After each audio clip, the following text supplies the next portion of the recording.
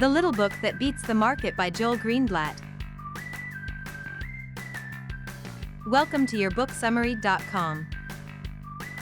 The stock market is a place where prices can change rapidly, often without a clear reason related to the actual value of a company. For example, a company like IBM or General Motors may see its stock price go from $30 to $60 in just a few weeks, even though nothing major has changed in the business itself.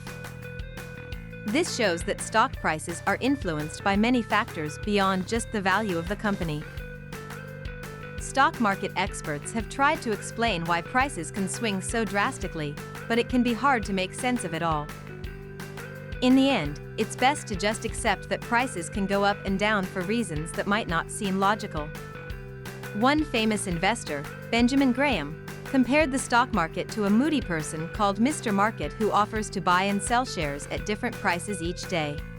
As an investor, the key is to take advantage of Mr. Market's mood swings by buying low and selling high. In simple terms, stock prices can be unpredictable, but by staying patient and disciplined, investors can take advantage of opportunities to make money in the stock market. I hope you found the information about The Little Book That Beats the Market by Joel Greenblatt.